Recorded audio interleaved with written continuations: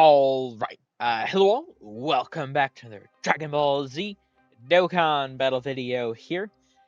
So last night we did have the which was when I was originally expecting everything to drop. I think it's good that they dropped it in separate batches, but it was a little surprising.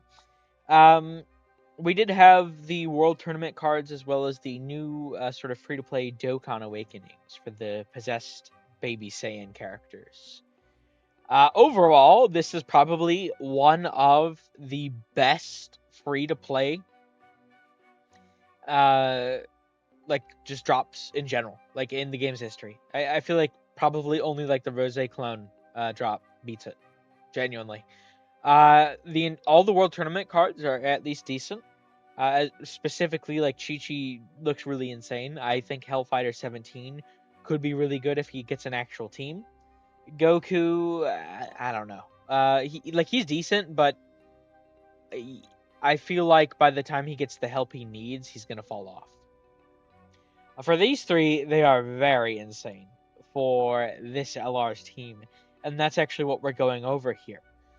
So with the data download last night, we did see there were defensive equips for these guys. Now, it does seem like every single like major premium release going forward, at least for the rest of the year, is going to have these sort of special premium defensive equips.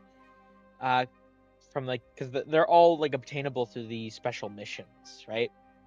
But it says 10th year anniversary special missions, although they only started doing them later into the year. So I'm not really sure how they're handling that entirely. Like, is that going to be a thing going into 11th year onwards, or is it going to end at the end of the year? I mean, we've only been doing it since uh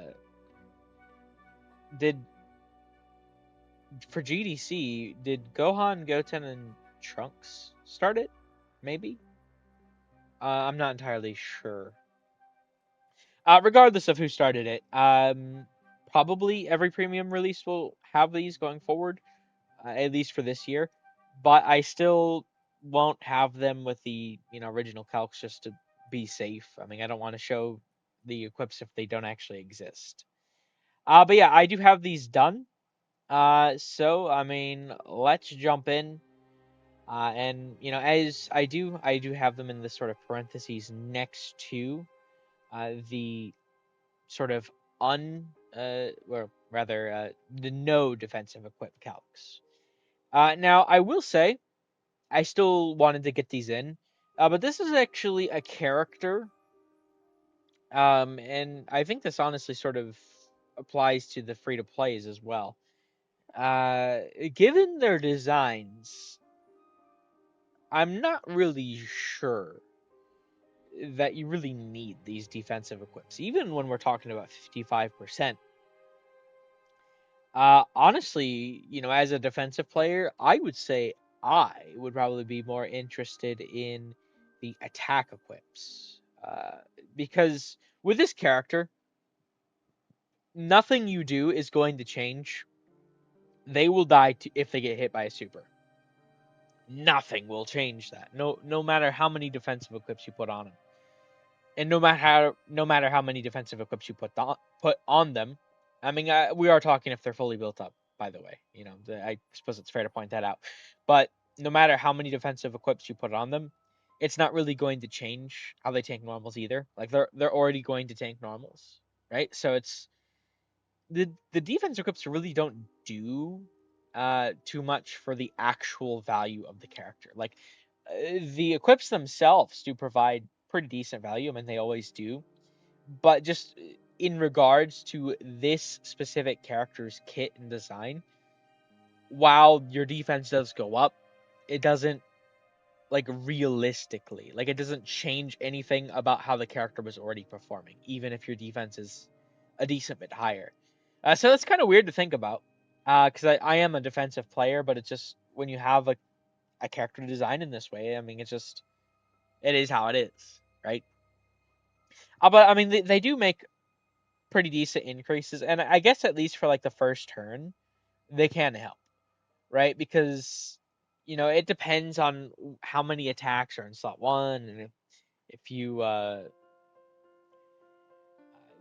get the additionals, and it's like if you get locked, and like there can be certain scenarios where the defensive equips will help you.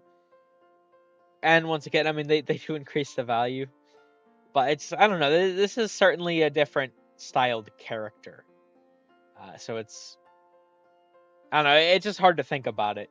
I mean, I'm not a big dodge fan, but I mean, you really just want to lean fully into the dodge with this character. But yeah, then we go down here. I mean, oh wait, I already showed these. So let's go down to 55% then. And I think for 55%, there's definitely more of an argument to use them. Because this isn't enough to tank a normal, right? And it really depends on whose normals you're talking about, but more around here is probably where you're more safer, right? So I would say I think at least at like 55% they actually can be pretty helpful. I mean, not the biggest difference here, but I don't. It's just once again. I mean, look. I mean, if you look at them, they're just all dodge. There's no guard here. There's no damage reduction. They're just dodge. So they're dying to every super. So as much as I do like defensive equips, and once again, I do want to show the value that they do provide, I would suggest for a character like this, just use, honestly, I'd probably go for the attack equip, and I'd say the additional would make sense here. I mean, that does have the defense on it, but that you do want to get as many supers as possible in with this character while dodging.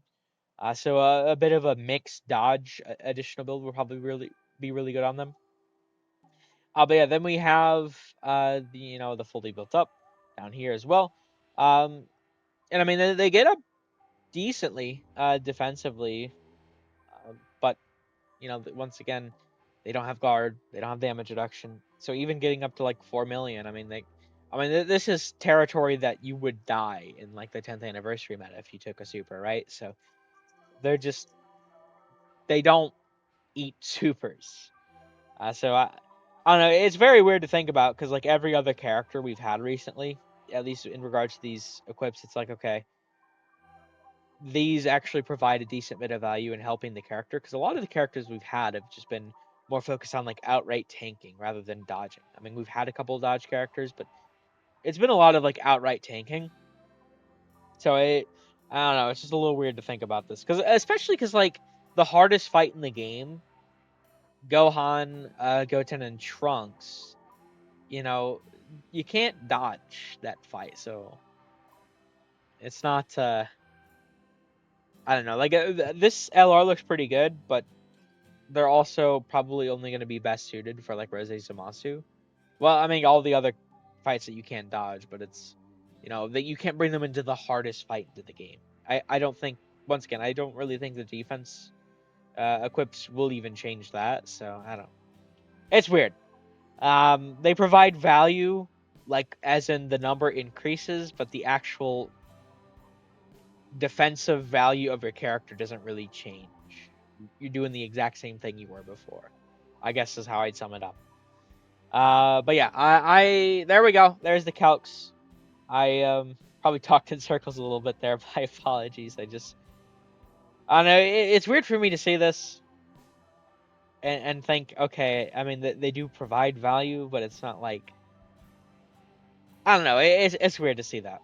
Yeah, I'm used to like okay, we have a guard character and damage reduction, and it's like okay, these actually can make or break tanking a super. There's no tanking a super here. You gotta dodge it no matter what. So I don't know. Weird to think about, especially because the hardest fight in the game you can't dodge. So it's just kind of an odd choice for this LR to drop.